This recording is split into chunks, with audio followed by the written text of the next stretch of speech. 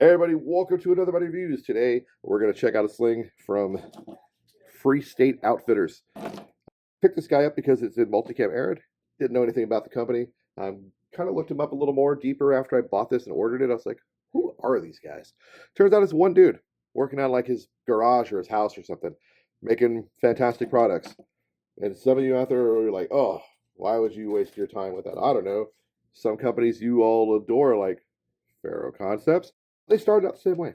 So support the little guy. That's just my thing. I love it. Anyway, sling itself, fantastic, well made, well done. Stitching is really good and it's even better knowing what I know about how the company is after reading their about everything. Big beefy box stitch, nice straight stitches here, very well reinforced at the tail and at the front where this little oval connects to the pad, and then you have the rest of the sling from there. All the stitching here is good too. This pull is just a pull. It's just one long solid piece of webbing. It's got 3 hefty straight stitches across. GBRS does something similar in their pull, except they have this big stitch going down the center you could pop and then turn it into like a loop. Can't do that with this, so let you guys know that ahead of time. I still like this though. I've never popped the stitch on my GBRS because I think the pull's just fine. It's a little simpler made in a positive way. So I'm going to show you something real quick. I'm going to caveat on that. So with the Faro Concepts, the Slingster, I already pulled it out once. This is a really nice sling. It's a very good sling. I actually really enjoy the Slingster. I think they're fantastic. Well made, but they are very technical comparatively. You've got these big beefy pulls, really nice. A lot of metal on them. They're a little heavier than some of these other slings. I added this, ignore that. A lot of length in the back. We're going to talk about that in a second too, the length of the rear adjustment points. But the Faro's a great sling. Then you have something like the GBRS. This is a little less technical than the Faro, a little lighter, actually extremely light. Really nice sling too. And then this guy. With the Gravtac, without the Gravtac I put on there myself, it doesn't come with hardware. This is as light or almost lighter than the GBRS sling, which really does come into play when you're wearing a lot of ounces equal pounds, pounds equal pain. Now, I talked about the rear real quick just now on the Faro, and this is the reason I brought that up. The very back of this sling is short. It was actually surprisingly short. When I first got it, I was like, that's not a lot. I'm used to a lot more length in the rear of a sling. This is sitting at just a hair under, just a hair under 12 inches in adjustability in the rear.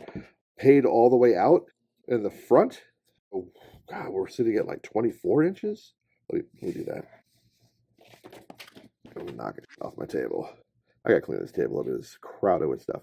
No, I lied to you. So it's sitting at about 30, almost 32 inches of payout and length. So that's not bad. The GBRS is considerably more.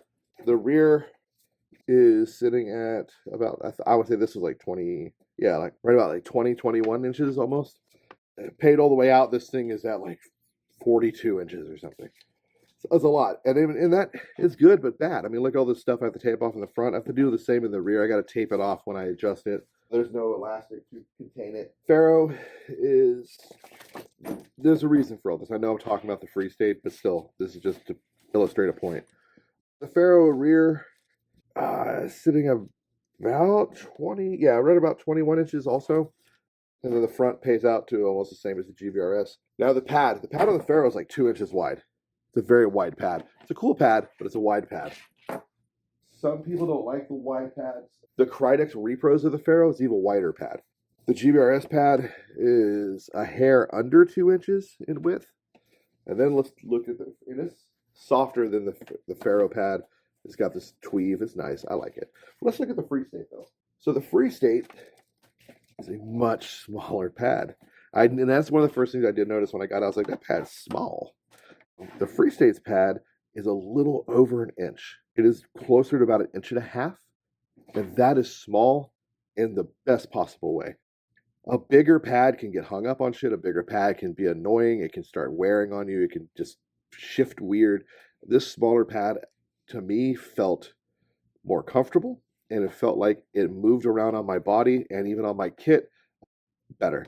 Not as smoothly as the GBRS can move sometimes, that tweave just glides, but it's still nice. Backside of his pad, he has like this spacer mesh, but it's still really thin. It's enough padding to notice you have some padding and to be comfortable, but not so much padding to be irritating or clunky. And then with this close to your body, it's going to breathe better too. So that is nice. The tail, like I mentioned, is short. I thought it had plenty of adjustment though, honestly, once I had it on my AEG, and I didn't notice it being uncomfortable. Actually, what I did notice, it kept the pad more on my back and my body and my gear than it did coming off. A lot of times with the other slings, I'll start getting movement like this where I'm starting to get just the 1 inch on my neck or my shoulder or my back. The pad stayed where I wanted to be. It was totally across my back. The pad's length is right about 24 inches in length. To compare that to some other slings you guys might be familiar with, a Pharaoh's pad is about 23 inches in length, and a GBRS pad, probably the smallest pad of the bunch, is sitting at about 17.5 inches in length. So GBRS pad is the shortest, it's a little wider, but the Free State is kind of that happy medium between both of those very popular slings of similar design. I'm not saying he copied anything, I'm just pointing out there's only a couple of different ways to skin a cat, and a lot of times you give certain parameters, you're going to come out with a similar design. Is it worth $47? That depends. That all depends on you and what you're looking for. To me, it was absolutely worth the price. I would easily pay 60 plus for a Vickers, and I know the Pharaoh comes in a little under, and so does the GBRS, but I also paid for pattern. I don't have this pattern option with either of those, but I did have it with Free State. So I'm glad I bought the sling. It has been a lot of fun to mess with and use. I am excited to use this in September. That's kind of why I wanted the Arid. Going to a big airsoft event. I'm going to be on the tan team. So I needed a deserty pattern. Plus, I like Arid, and I know Arid's going away. So with that bits of information and knowledge, I'm going to start grabbing as much Arid stuff as I can. And I'm going to just keep buying stuff from smaller vendors because I like trying new stuff. I think it's fantastic. If you don't expand yourself and your horizons, you're doing yourself a disservice. I really do want to get some more stuff for Free State Outfitters. I think their stuff's pretty cool now. I'm glad I bought it. I'm glad I checked it out. He's got some chest rigs. He's got some H harnesses for chest rigs, pouch insert, mag inserts, and stuff like that. So definitely we'll be grabbing some more of their gear over the coming months to year to test out and play with. So I hope you guys got something out of this review. I hope I brought you a new product and somebody else you've never seen before. If you have any, experience with Free State, let me know in the comments.